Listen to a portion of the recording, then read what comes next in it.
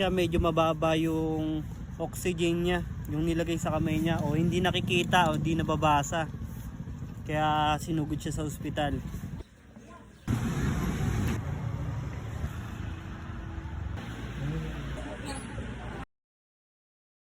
Dito na nga kami sa ospital. Bali chinek na si Papa kanina. Naging okay naman siya. Kanina kasi chinek siya, medyo mababa yung oxygen niya, yung nilagay sa kamay niya, o hindi nakikita o hindi nababasa. Kaya sinugod siya sa ospital. Kung mapapansin nyo nga, tanghali na, mainit. Bali traffic kanina, uwian ng mga estudyante. Nagdala na nga rin ako ng pagkain. At meron din silang pagkain doon. Kakagaling lang ni Mrs. sa ospital, galing panganganak. Tanghali pa tayo ngayon nandito sa ospital. Wala pa tayong kain.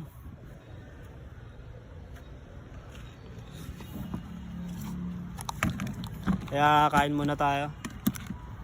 Bali iniwan ko muna sila dun saglit. Bali tatawagin na lang sa loob. Ready ko muna yung pagkain namin. Bali pinakain ko na rin sila. Ito yung pagkain ko ngayon. Laing yan. Luto yan ni mama kanina.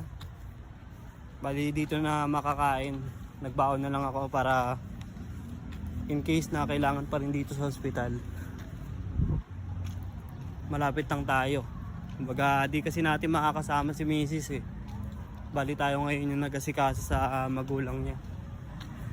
Siyempre may newborn kaming anak. Bagong panganak pa lang si Mrs. Kaya ako muna yung mag-asikaso. Grabe oh, init oh. Pawis na tayo.